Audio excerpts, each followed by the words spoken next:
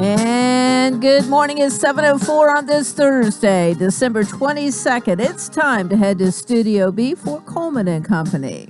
Hello, everybody. Welcome. We're glad to have you with us, and we're glad to have our friends from Bates Ford here this morning. Bates Ford, 1673 West Main in Lebanon, the dealer that'll trade for anything you don't eat. Paul Tubbs, General Manager. Good morning. Good morning. Nice to see you. Nice to Everything see okay at this point, right? At this point, it's nice right now, but I think it's going to get a little worse. Oh, that's what they say. Ronnie Kelly in sales for at least 35 years. Good morning. Good morning. 36 soon. 36 real soon, January 26. You okay today? Yes, sir. Doing All fine. right. Well, I don't know. We talk about a lot of things, and I'm sure you're going to be busy today, but I don't know how many new or used cars you're going to sell, but there's bound to be somebody's going to have some service work done. Yeah, I mean, that's kind of when the weather starts changing. One thing is cars generally break when it gets real hot or real cold, so you see more of a kind of an influx of service business during them times. Sales-wise, we got a lot going on towards the end of the month. A lot of people want to pick up vehicles, towards the end of the year. A lot of tax write-off if your businesses and stuff like that. And Ford's got a lot of programs going on, 0% interest for 60 months on it. Ronnie's favorite vehicle, the Ford F-150, which we've got a selection of. Our used car inventory is very strong. Mr. Bates went on you got lease turn-in and Ford employees, and 1 week I think he bought 30 vehicles for our lot, and then the past week he bought 16. Something we've been looking real heavily at is, these Lincolns that you can turn in. It's lease turn-ins, which they have within, 15, 20,000 miles. And then Ford employees, like my dad worked for Ford, and he would drive a company car, and then every year they would, swap him out. So those are vehicles that we look at. We always look at high-grade vehicles. They grade a vehicle between 1 and 5, and we don't buy anything less than a 4, and we try to buy 4.5 so we can get them through the service department and make sure they're good. But we've got a lot of Lincolns down there, Navigators. The one hot vehicle that a lot of people's looking at is that Aviator, and we've got about 5 or 6 of them. We've got some smaller SUVs, so we're not just a Ford dealer at times. We do have some good Lincolns and things like that, and we got a lot of different brands as well. Well, you second that? Yes, I second that. And like Paul said, we have a great selection of used cars and trucks. And one great thing, Tony did buy a lot of pre-owned F-150s. And I know this weather is going to get bad, and a lot of people are going to need four-wheel drives, and we do have a great selection of used four-wheel drives. We have a great selection of new four-wheel drives. And this is something that's very rare, having new, because we have about 29 new that we normally don't have. And so if you in the market for a great used car or truck, please come down and see one of our friendly staff at Bates Ford. And if you're in the service department, come on in and sit down. They popping popcorn. We got cookies. We got coffee. We got tea. If you want a Coke, you got to talk with Paul Tubbs. He can take care of that. Well, today would be a good day before the weather gets bad later on this afternoon or early evening, I understand. Yes. So today'd be fine. Be a great day. Yeah. And the early bird gets the worm, as we say. Yes, sir. They're not going to, what you're talking about here is going to go fast, no doubt. It's going to go fast. And a lot of time, I don't know if we'll get any snow, but a lot of time being in this business when we get snow, a lot of people come in and look for four-wheel drives. Yeah. And you got it. When we have them in stock.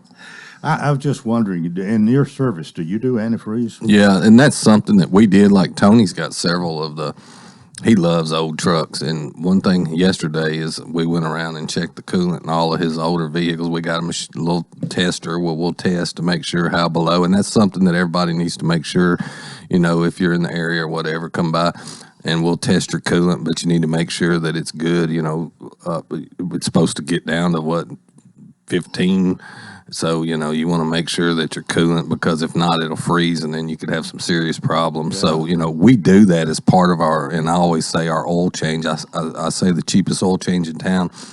But part of our process on that multi-point inspection is checking all the fluids. And one thing that we do when we check all the fluids is we check your coolant and make sure that it's good for, generally it's 30 below, stuff like that, which we'll never see in this area. Hopefully we won't anyway. But We do that as long as the oil change, we'll do a free inspection where we do that, check brakes, batteries, tires, hoses, and then we check all of your fluids, and we do a coolant test as well when we do that.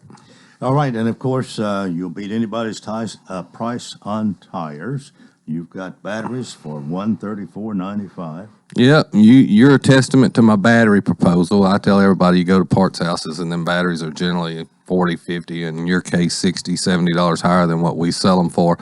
The tires, we do a ton of tires because Ford's one of the biggest purchasers of tires because they got to put tires on all their new vehicles, so they have a lot of pull when it comes to price matching on tires. So we'll meet or beat anybody's price on tires. Right now, they've got a lot of rebates up to $100. We always give free rotation when you purchase tires from us, and our battery deal, as you can be a testament to, you can't beat $134.95 on most vehicles. One thing I do want to say, I did have a couple of people on oil changes. If you've got a Nissan, a Toyota, an Acura, some of them vehicles take full synthetic oil. We can't do a cheap oil change on a vehicle. We want to make sure that we're putting the proper oil and stuff in the vehicle. So if you bring a Toyota or a Nissan, we'll come let you know, hey, this takes full synthetic. Generally, a full synthetic oil is around $100.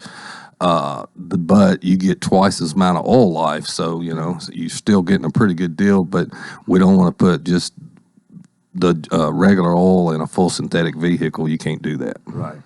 Ronnie, you can have the last word quickly here this morning. Okay, if you have anything that you want to turn into cash, you sit in the garage, bring it down to Bates Ford, because we'll trade for anything that don't eat. Hey, one thing I want to say, a guy had a toolbox Yep. the other day. He had a snap-on big, one of them like the mechanics use, and he had retired, and it was sitting in his garage, and he said, I'm sure y'all won't do. And Tony's like, yeah, get him in here.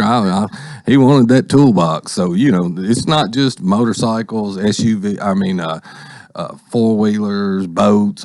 This guy had a toolbox, and Mr. Bates was excited as I've seen him in a while. He was ready to buy that toolbox. The guy's supposed to bring it down today or tomorrow, hopefully from the weather. He lives in DeKalb County, but it's not just certain things. You let us know. We'll certainly step up and try to put a price on it. All right. Anything that don't eat. That's us. Y'all have a good one. See you next Thursday. Thank you. Merry Christmas. All right. Paul Tubbs, Ronnie Kelly, Bates Ford, 1673 West Main. We're about 11 after the hour. I've invited my friend Tom Brashear to come and be my guest this morning. Tom has been with the county for quite some time, and he used to be the planning director. That was the title. Now he's got a long one, but part of it is development services director, and that's good enough. Tom, good morning. Good morning and Merry Christmas, Coleman. It is good to see you. You too. And we've got a lot to talk about. You're involved. You're so much involved in the growth that we're seeing here in the county, doing what you do out of your office, and a lot of things that have to be approved go through your office and the planning commission, and then the county commission. And so you're a busy guy, no doubt. Yes, sir. Over the past 4 fiscal years, we had somewhere in the neighborhood of 10,500 single-family housing starts as judged by the adequate facilities tax payments, and that would have been through June 30th of this past year. So the past 4 years in particular have been extraordinary years in terms of the amount of growth we've received. The past 6 months have also been very busy, although it is starting to slow up a little bit. And what we're starting to see is that growth is shifting maybe from the far western fringes of the county that everybody's traditionally used to, being closest to Nashville, to more into the central portions of the county in terms of active subdivision development and things like that. Well, I think one of the things we want to discuss today, the urban growth boundaries, and they change from time to time. And I don't know hardly enough to talk intelligently about this, but it's part of planning for the future. It is, and in 1999, I believe the state legislature passed a law that required every county in the state of Tennessee, with the exception of metro counties, to convene a growth coordinating committee that had representatives from every city in their county, the county, and I think the largest utility provider, and then I think the largest city gets an extra representative, and then there's a few ad hoc members. I'm one of the ad hoc members that I don't really get a vote, but I'm there for assistance and to listen. But at the request of any of the jurisdictions in the county, the Growth Coordinating Committee can be reconvened.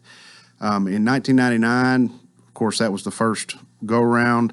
By 2001, Wilson County had their original growth boundary plan set up that established extraterritorial areas outside the city limits that cities presumed they would grow to and could then have the right to annex within.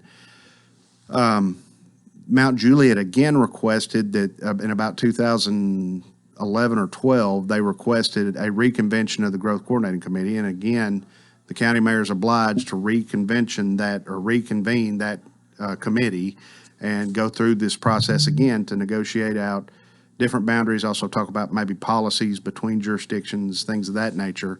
And they did that from 2012 through 2013, where they adopted what we have as current boundaries. And one thing we did there is we also cleaned it up, because what I found out when I got here was a lot of our original growth boundaries went through Farmer John's field, and I didn't want that to happen again. If we're going to reconvene it, let's at least clean up the line. So we got that done in 2012 or 13. Then the state legislature came back around 2015, 2016, if not a little bit before, and took away cities' rights to annex of their own accord, meaning anybody that is going to be annexed predominantly has to be cooperative in that effort. They would have to be agreeable to being annexed. It's not something that a city can just go out and do on their own. Prior to that time, they could if it was within their planning region and growth area. The only exception to that being if the city chooses to fund and hold a referendum election, they can do that. But that's a hard thing to do as well. So for the most part, if you get annexed, it's going to be with your permission. So that's one thing I want to dispel people's fears about what this is doing. Fast forward to today, and about 8 months ago, the city of Mount Juliet requested once more to reconvene the Growth Coordinating Committee. And they have their current boundaries, just so I can explain, go down to Stewart's Ferry Pike roughly, and then cut up pretty quickly off the intersection going east to include Wright Farms, and then come on up to Central Pike to about Beckwith Road. What they're proposing is to take the remainder of Wilson County to the south of their current city limits and growth boundary to the Rutherford County and Davidson County line, all the way east to the east side of Lone Oak Road, and then going north, taking in portions of the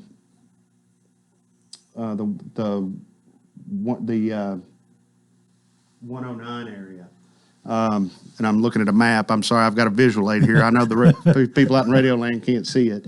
In the interim, or in the process, Watertown said, well, if we're going to reconvene this committee, we might as well look at some area outside of our current growth boundary. And there's one particular landholder that's got over 1,000 acres that has been talking about developing and everything, and the city of Watertown thought it might be good to have that within their planning region. Okay. Lebanon is really not proposing a whole lot of change from their current boundaries, although I do understand there may be some people that want to talk to them about changes.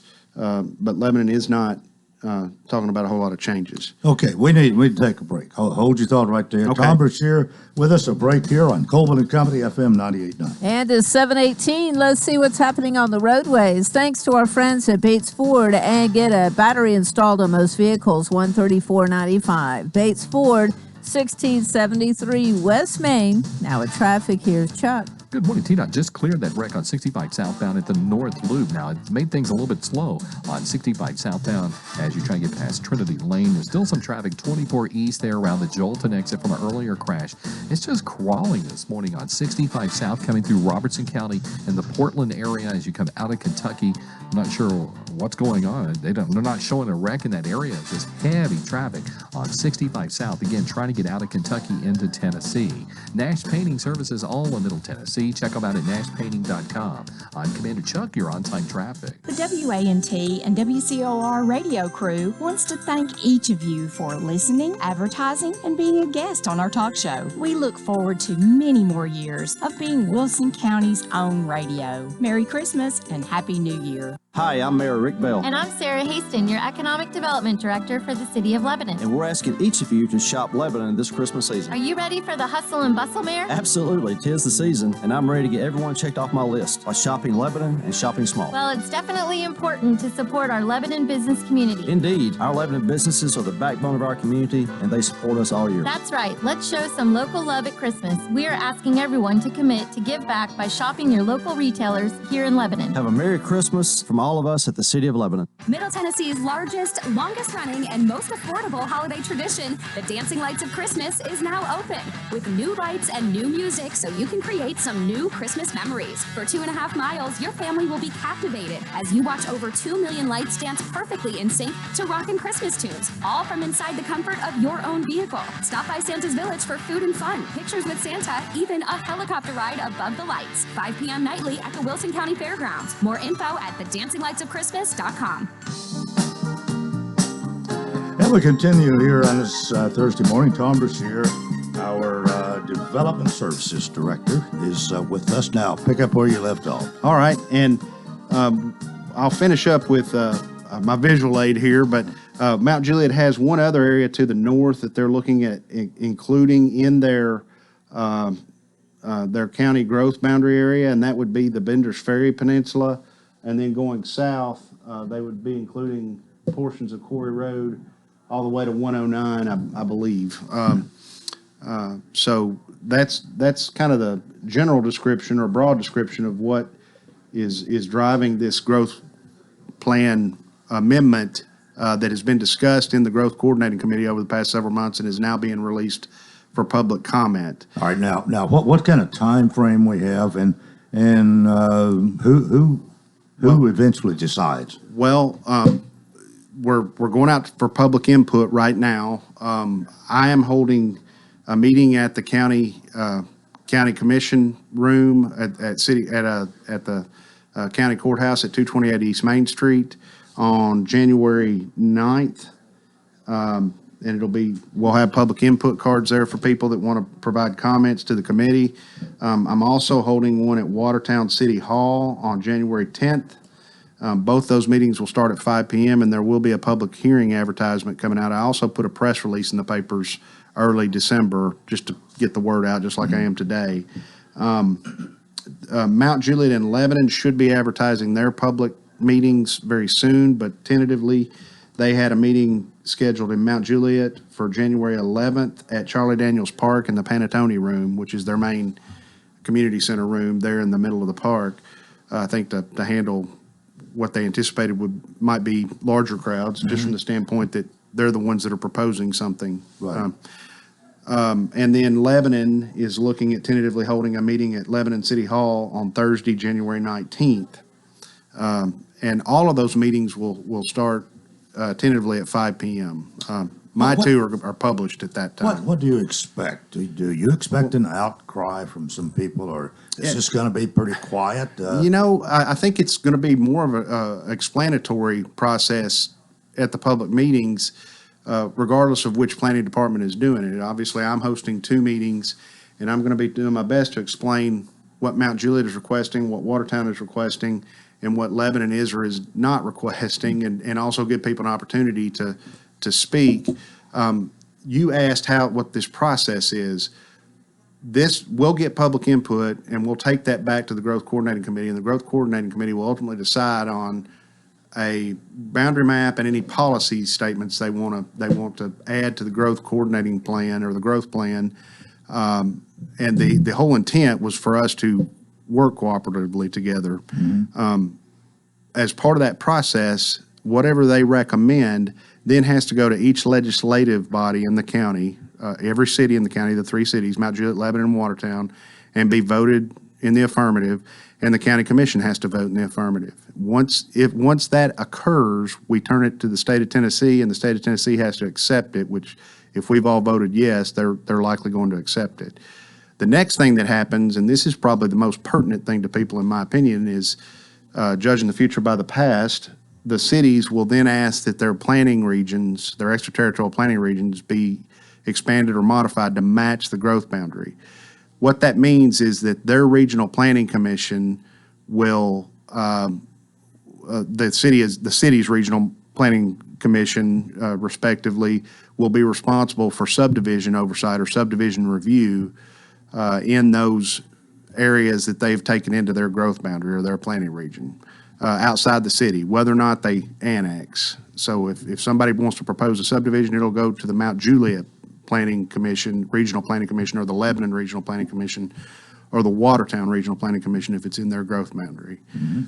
They also get whether or not if they don't annex and somebody wants to rezone property, they also get the recommendation from being the Regional Planning Commissioner jurisdiction to the County Commission. And obviously, it also gives them the opportunity to discuss with developers or owners annexation in return for development.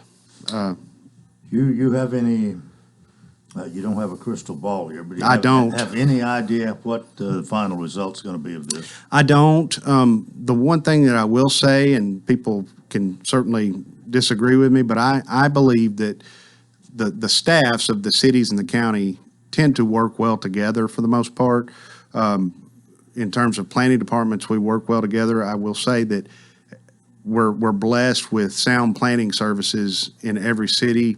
The county actually does Watertown's, but the county and Watertown, the city of Lebanon, city of Mount Juliet all have sound planning services. So I don't think anybody's in danger of not getting a decent look at growth and development in terms of the planning services that are done and the other services that are provided. Is this political at all? It can be. It can be. I mean, that's the best way to put it. So, some counties, and that is probably the biggest danger, is if we cannot come to agreement, which we've always been able to do. The past couple of times it's come up. If we cannot come to agreement, ultimately one of the bodies or jurisdictions can request that an administrative law judge be brought in to hear all sides, and the administrative law judge then effectively takes it out of everybody's hands locally and establishes the growth boundary and any policies that need to be amended.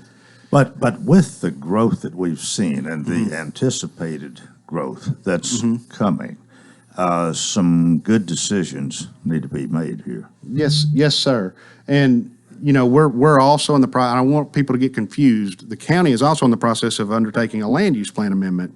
Well, with the request being made by the city of Mount Juliet, and then Watertown also asking them to modify part of their planning region, that changes whose planning jurisdiction it's in. And so we're kind of holding up the reins a little bit on proceeding with our land use plan amendment. We've done public input meetings last spring for that process, but I'm waiting until we can effectively find out sort of more soundly or more accurately where Mount Juliet or Lebanon or Watertown's extraterritorial planning regions will fall, because that will certainly affect what we're actually planning for in terms of a land use plan.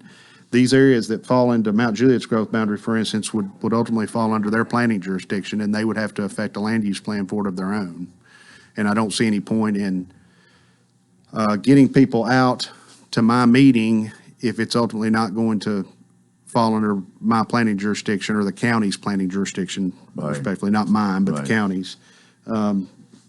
You actually would have less geographical territory to be involved with. If this passes, that's correct. Yeah. And I mentioned earlier, you're talking about the importance of it, that growth had been extraordinary over the past 4 fiscal years and on into the last 6 months as well, or 5 months. Something interesting that's happened is Lebanon has started to be our single-family permit leader, including apartments, condos, and single-family homes and mobile homes, in terms of new housing starts over the past 4 years. They've accounted for roughly 53% of our, within their city limits, not their planning region, within their city limits, they've accounted for roughly 53% thereabouts of residential growth. Mount Juliet's accounted for about 25% of residential growth, and the county's accounted for approximately 15, 16%, all the way up to 18%. This past 5 months, however, Lebanon's more along about 80% of residential growth that we've experienced since July 1st. That's interesting. Yes, and Mount Juliet's only about 4 or 5%. So you're seeing the shift begin to occur a little bit eastward in the county. Well, in our last minute here, you anticipate quite a bit of growth in the Watertown area in the next 10 years.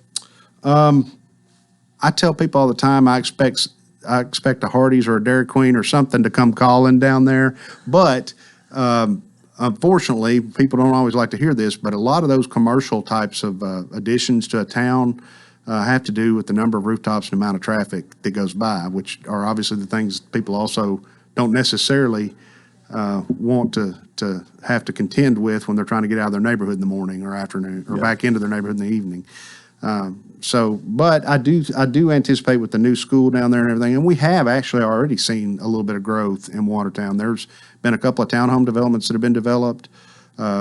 We've seen some smaller, but some additional subdivision development that's occurred within the city limits and around it. Well, time's up. Thanks so much for being with us, and probably need to have you here a little more often, but it's no problem. great to see you today. Thanks so much. Merry Christmas, Coleman, and I hope everybody has a Merry Christmas and a Happy New Year. All right. That's part one of Coleman and Company. Keep it here for more. FM 98.9. And let's see what's happening on the roadways. Thanks to our friends at Absolute Kubota. They have a deal designed to keep you ahead of schedule. Check out the world's #1 selling compact excavator plus 0% financing going on now until the end of the year. Absolute Kubota, 1506 West Main.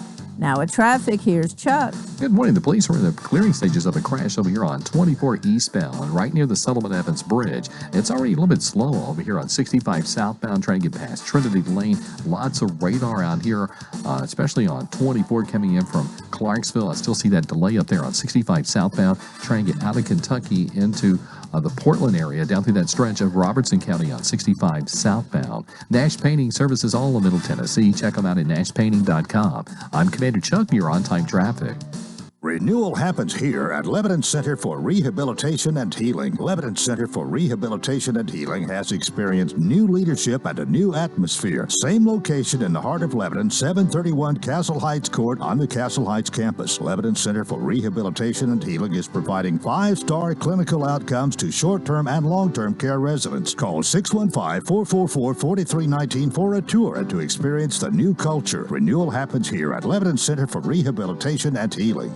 Just in time for Christmas, the Titans host the Houston Texans this Saturday at Nissan Stadium. It's a Christmas Eve affair with Titans and Texans. Titans countdown starts at 11. That kickoff is at noon. Brought to you by Fakes and Hooker, Bates Ford, Steve Mull Plumbing, The Jewelers, and the City of Lebanon Gas and Tennessee 811. Call before you dig. This is Wilson County's home for real country music and the Tennessee Titans. Real Country 98.9.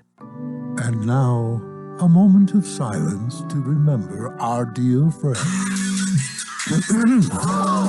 Sorry. Oh, man.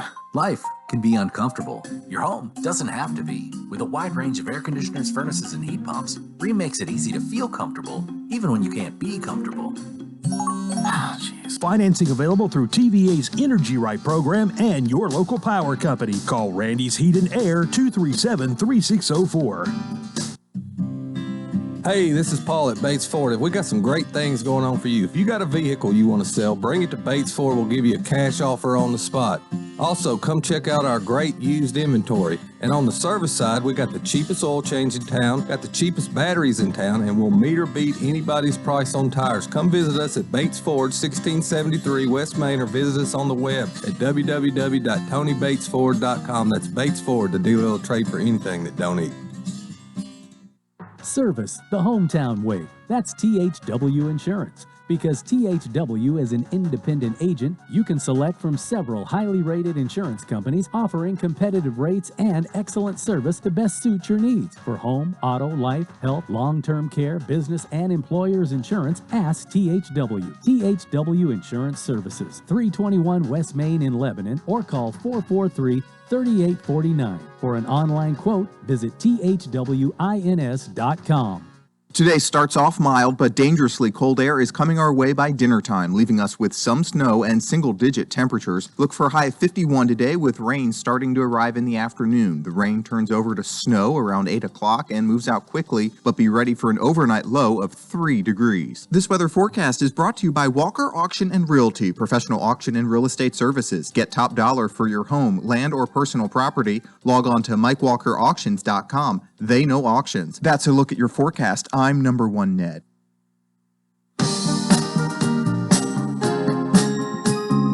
Coleman and Company, welcome to part 2 here on a Thursday morning. Jay White's here, Helene Cash is here for A.J. and Johnson Realty Auction. Good morning to you both. Good morning, Coleman. I'm not flying solo today. All right. Jay, good to see you. Good to see you too, Coleman. You've been busy, I know, but not too busy today to come out and be a part of it. That's true. Good to see you again. Good to be back. Good to be back on a Thursday morning. I took a couple of weeks and I've been kind of busy, but I'm glad to be back out this morning. And hope everybody has a nice Christmas, and let's hope this weather. We all weather through the weather, I guess I could say.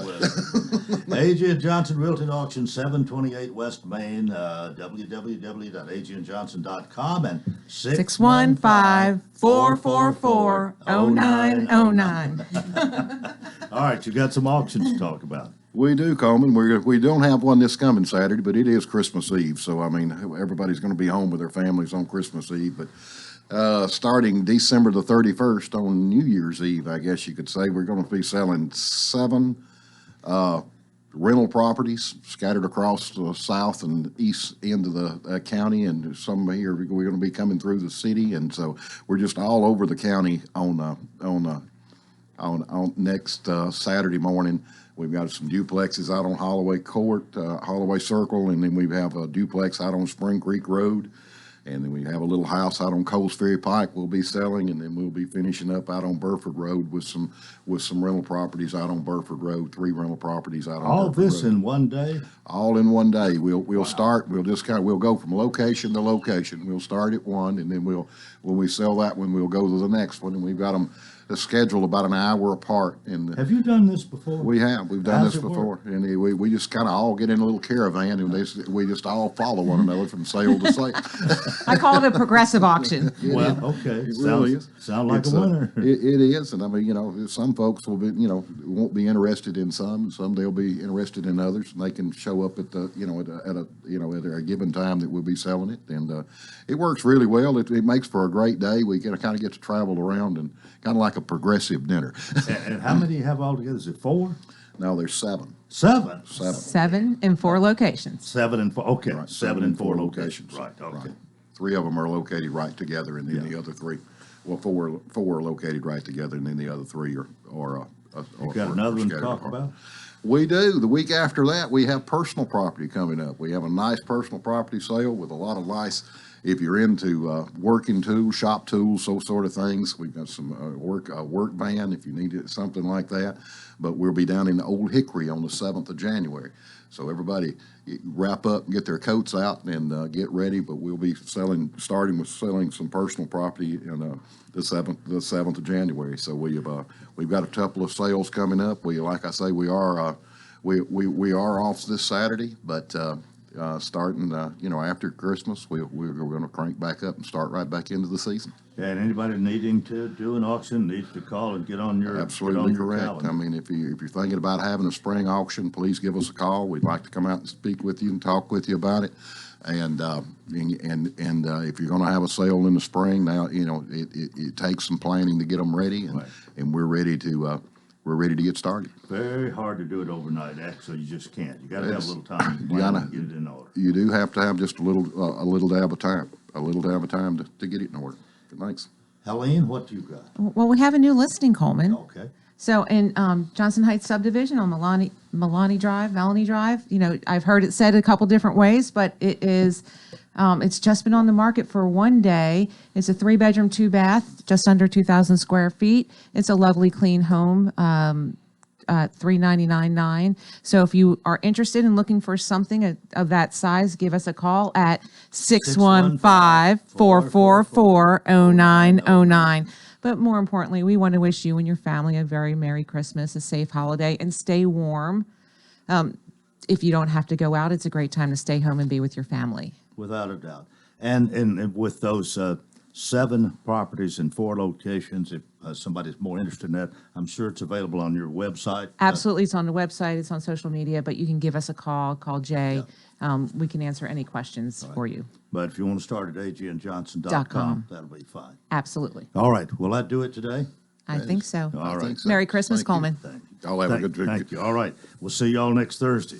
We'll see you then. All right. Jay Bye. White, Helene Cash, A.J. Johnson, Realty and Auction, 728 West Main. 21 minutes before the hour. Have a special guest this morning.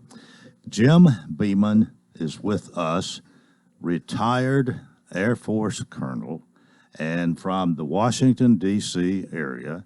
He happens to be Helen's nephew, so that makes him my nephew, too. Jim, welcome again. Thank you, Coleman. It's good to be back. It wasn't that long ago. No, was it September you were here? Back, yep. September, October? August, you bet. August. Well, which was it? Well, August. I'm going to have to listen to my sister here. She's really your aunt. She is, but she's closer to my age. Well, Kirk, Sandra Rutherford are with us this morning. We'll let them sit in studio here while we talk. How's that? Amen. Well, you, as I said, you retired from the Air Force. So what are you actually doing now? You talked about this when you were here before, but I didn't realize that you had a job with this company. But you were telling us when you came in here, even though you've been in Tennessee since last weekend, you've been working from Sandra's house. Yeah, one of the things that whenever I left the military back in 2010, I worked for the federal government there in D.C. For the Defense Intelligence Agency for about 8 years. And then after that, I went to work for 1 year, working for Secretary of Defense Mattis, working and securing his communications network. Mad Dog Mattis. You bet, Mad Dog Mattis. And then after that, I went and got hired and now work for a big company called Leidos. And in fact, if you walk through the airport and you walk through the security areas, you'll see Leidos above most of the sensors that the Department of Homeland Security, basically TSA, use. But anyway, with that, I'm a senior cybersecurity program manager for them, and I'm also the dean of the Cyber Edge Academy. We created that about 3 years ago. And then on top of all that, if that isn't enough, on top of all that, I also teach cybersecurity to probably about anywhere from 2,500 to 3,000 people each year in different areas. So, in fact, my Aunt Sandra, as I call my sister, my Aunt Sandra, we were just talking outside, and she says, well, how do you stay abreast? How do you keep up with all of the various issues with cybersecurity? And I said, by teaching so many different people across this great country and in other countries, Germany and other locations, you really start to appreciate and understand all of the various roles that they do and the various jobs that we do across the world to try to keep our people safe in the networks. Well, there seems to be something new coming along all the time, a new way to try to get information or to snoop or whatever you call it. And You bet. Well, what's the latest? Well, I mean, big time right now is really the social engineering is what we call it. In other words, I send you an email that says, hey, listen, let's say Norton LifeLock, with Norton Security. Thank you very much for renewing it for that $300 and some charge, and really appreciate it. But hey, listen, if you didn't do that, you just call this number and we'll reverse the charges for you. And then when you pick up the phone and you call that number and you give them your credit card information to reverse the charges, now what do you think they're going to do? Now you're going to get charged. And so That's happening all the time. It's happening constantly. In fact, I will tell you, I get an email every single day trying to do this. And most of the people that I know are getting emails, telephone calls, various alerts that from law enforcement, your child in college. Well, I don't have a child in college. Oh, okay, sorry. Click. But the point is that social engineering works. In other words, if you think about it, in fact, I was again telling Aunt Sandra that billions of dollars a month are being stolen from people within the United States, companies within the United States, stolen by others because we trust. We have a culture in the United States of trusting each other. Mm-hmm. And as we talked about the last time, people don't realize that what I think is just right next door to me, and when I'm on my network, when I'm on my smart device or I'm on my computer, I think that I'm simply communicating to you right across the table. The problem is that you are halfway around the world, and you are trying to steal information from me, and then you're going to use that information against me to get into my bank account, to take out a home loan. Talking about an auction, well, guess what? We could sit there and use your credentials to basically buy something, and you didn't buy it. You weren't there, but we have your information to do it. People need to be educated, need to be very wary of what's going on, right? They do. If you are getting on your computer, on your smart device, in fact, one of the things we were just talking this morning, I was asking Kirk, I said, Kirk, would you do me a favor? Tell me when your birthday is. Tell me your spouse's name. Well, I know that's Sandra. I said, but tell me her birthday. Well, I know her birthday too. But the point is, now tell me your kids' names. Tell me your kids' birthdays. Now tell me your pets. Tell me their friends' names. Tell me the high school you went to. And all of a sudden, Kirk goes, why do you want to know all this information? And I said, isn't that interesting that you're curious as to why I want all that information? And I said, but you know what? You know what we do online all the time through Facebook, through TikTok, Instagram, and all these other places? We give our information away, and we think we're giving it to our friends. Yeah. And the problem is that our friends are connected to other friends. In other words, once you put that data out there, you have no idea where it's going, and you have no idea who's using that against you. And so I can sit there, and within a matter of a few days, I can collect so much information about you. And generally, our passwords to our accounts are using some form of information that we've known. Oh, by the way, if you forget your password, what's one of the things like a bank might ask you to do? They have questions, right? Mm-hmm. And they say, what was your favorite subject in school? And you're like, well, I'm the only one that knows that. No, because I can look back into your history. If I know that, I can look back into your history and find that out. The other thing that we find is that if you go on Facebook and you look at some of these fun surveys that people, my worst subject in school was English, and I really didn't like Mr. Jones. And you're like, wow, okay. And you see everybody else is responding. Well, do you think that really is somebody that's just putting that out there? No, they're collecting intelligence on you. They're collecting intelligence on all these people. Somebody is capturing that information. Why would they do that? Because a lot of times those are some of those security questions that banks use and other people use. And so now they've got your answer. And now if that's one of the ones you use to get your password back, guess what? They know it. And so now they can answer those same questions, and they can change your password, and now they're into your bank account. Wow. We got to take a break. Jim Beeman, my guest. This is Coleman and Company, FM 98.9. And to 748, let's see what's happening on the roadways. Thanks to our friends at Bates Ford, and get $50 off, $250 repair offer to owners of 4 to 10-year-old Ford, Lincoln, or Mercury vehicles. Bates Ford, 1673 West Main. Now at traffic, here's Chuck. Good morning. Still struggling. 65 South trying to get out of Kentucky into Tennessee up there at the state line coming through that section of Robertson County. Again, I don't see a wreck up there. I just see a huge delay. Again, coming from Kentucky this morning on 65 southbound. Still some heavy traffic over here on 65 South at Trinity Lane. 24 eastbound at the Sullivan Evans Bridge. They're in the process of moving that earlier crash. Princess Hot Chicken can help you with catering this holiday season. PrincessHotChicken.com. I'm Commander Chuck with your on-time traffic.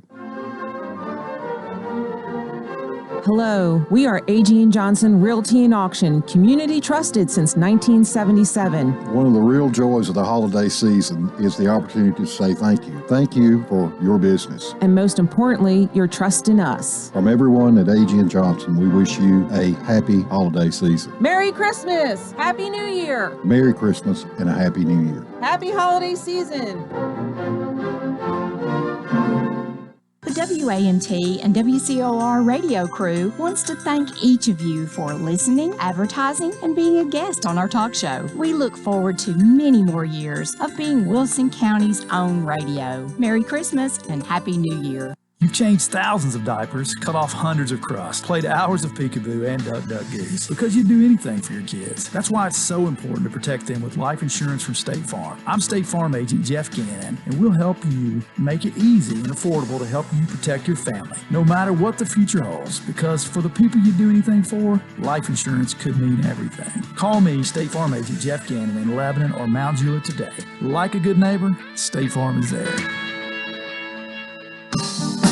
Yep. Coleman and Company, thanks for joining us. Again, retired Air Force Colonel James Beeman. Is it James R? It is. Jim Beeman, also known as Slim. That's Slim. Well, I want to get to your Air Force career before we get over. I think surely you got a story or two you can share with us. But something that you're talking about this morning, and that you teach, and you seem to know, you have a wealth of information about this. I mean, it just exudes from you because I guess you're doing this all the time. And so many of us are so preoccupied that we don't think about somebody trying to take advantage of us in the ways you've been talking about. But the main thing, I guess, is to be on guard all the time. Don't give out any personal information that unless you're sure who you're dealing with. And a lot of times you may think you are when you're not, from what you're telling us. Correct. Yeah. In fact, if you recall, Coleman, you sent me, we were talking this spring. Yeah. And I would say it was about a day later, I got a text from you saying, hey, Jim, think you might be interested in looking at this. And I started thinking, before I clicked on it, I started thinking, has my Uncle Coleman sent me a link like this before to look at something? And I'm going, no, I don't ever remember him doing that. So what did I do? I called you. And I said, Uncle Coleman, did you send me? No. Well, Uncle Coleman, you've been hacked. You know, but the point is, if I had clicked on that link, all of a sudden my Facebook account would have been compromised, and they would have used my account to now hack other people and basically break into other people's accounts and use them. And again, I go back to it. It's all about trust. We trust people. We trust that if you, Uncle Coleman, send me something, I believe it's you. The problem is it you? And we need to, I hate to say that we need to stop trusting, because I don't want to stop that. You don't want to stop trusting people. Right. Okay? That's what we're built on here. However, when we're on that computer, we need to step back. And it's too easy to do it. We need to step back and go, is this really who that is? And again, I go back to, if we have a company that's reaching out to us that we do business with, and they're asking you to do something that you don't normally do, stop. Pick up the phone and give them a call. Did you do this? And they're probably going to tell you, in fact, they generally tell you all the time, we never asked for this, we never asked for this, but we are so used to trusting that we want to do it, even though they tell you don't do it. Right. I want to get to the international thing here. I was just telling you during the break. I don't trust China in any way, and you were saying something about North Korea being involved in a lot of this kind of stuff. How is it on a national, international level? Well, first and foremost, if you've seen the news lately, Congress is looking to ban TikTok from all federal, military, and if possible, the United States. Okay, why? Because the TikTok company is in China, and any company in China it's not like in the United States. Any company in China, if the Communist Party of China wants them to give the Communist Party of China the data, they must give it. Okay, it's not an option. And so all of your data, all of your communications, everything you've ever done on that platform can be given, and is generally given to the Communist Party of China to do what? To do basically collect that intelligence on you, understand you better, and then how can I leverage that to now either influence you to do espionage, influence you to give me money. Those are things that China wants to be able to do. Also, China, Iran, North Korea, these are countries that want to leverage. They don't have all these budgets for all of this building up of their intellectual property. What do? They steal it. And so they don't have to spend billions and billions and billions of our taxpayer dollars or their taxpayer dollars to do all this. They just steal it from us. And they steal it at a level of billions of dollars a month of our intellectual property in the United States, of our American citizens who have worked hard and do all this. They are stealing it and using it for them and against us. It's amazing. It is amazing. All right, we've got about 4.5 minutes. You had a career in the Air Force. You got some stories you could share. I do. In fact, I was looking out at a book that you had out on the front desk. It had the late, great Senator John McCain. And when I was in Pakistan, and I was the defense and air attaché to Pakistan, one of the things that I got to do was I got to fly Senator John McCain. And being a pilot himself, I was flying a Beech King Air, we call it a C-12, but when it's fully loaded, it gets a little tail heavy. And we know this, and so as we're getting ready to take off, I know to pull slowly back on the yoke to pull the airplane off the ground. Well, I didn't quite do that as smooth as I could have, didn't cause any problem, but a little horn goes off on the dash saying, hey, listen, stall warning. Didn't have any problem, but it goes off. We get back to Islamabad, Pakistan, and Senator McCain walks up into the cockpit, puts his head in the cockpit, and he looks over at me and goes, stall warning? And I went, yes, sir. And he was laughing. But one of the things that I got to do was I got to fly numerous congressmen into and out of Afghanistan. Yeah. And some of it was at night because we needed the cover of night to bring them in. And one of the congressmen, I briefed him, I said, listen, we've got high activity of small arms fire in and around Kabul right now. And he goes, okay. And he said, is that going to be a problem? And I said, no, but we're going to have a really interesting time coming in. And he goes, what do you mean? Well, if you fly a commercial airliner, you know that the banks that we use, in other words, when we turn, is not that much. Well, I'm going full 90 degrees of bank. So literally the one wing is pointing at the ground, the other one's pointing straight up in the air, and we're basically an elevator. And we're going from about 25,000 feet down to about 5,000 feet. And we're going to do it right over the airport. And literally I'm basically an elevator.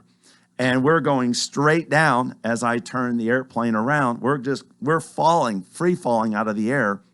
And the props are turning, but we're free falling. And I told the congressman, and he was like, he's back there going, yeah. And it was. He wasn't scared. No, he wasn't scared. You. He trusted me. But I will tell you the other thing is that I flew the B-1 bomber, and it's the swing wing supersonic bomber that the United States has. And as I told people, it's the only mistress my wife would let me have. I love that airplane. It was so much fun. And one of the things we used to do coming through Texas was at night, we're flying low level. So we're only about 300 feet off the ground, flying at almost supersonic speeds. And as we're coming up on an interstate, the I-10 it was, and we can see the trucks going back and forth. And so we're coming up on the interstate. We slow down just a little bit, and then just as we come up on that interstate, we put them into full afterburner. And so now all of a sudden you've got 4 streaks of basically blue hot light about 60 feet long coming out the back of the B-1 as we go racing over that interstate. And we have the radio so we can hear the truckers, and all of a sudden you can hear this, "What was that? Did you see that? Oh my gosh, is that a UFO?" And then all of a sudden you get this one trucker going, "No, that's just a B-1 having fun." We're just about out of time, but I do remember one time you alerted your grandparents in Watertown you were going to be flying over their house. I and did. You did go pretty low, I think. I let's just say that I went low enough that they could easily see me in the cockpit. Jim Beeman, thanks so much for being my guest this morning. This has been an interesting 20 minutes. You are an interesting person, and thanks for being with us. Thank you. All right. I really appreciate it. That is it for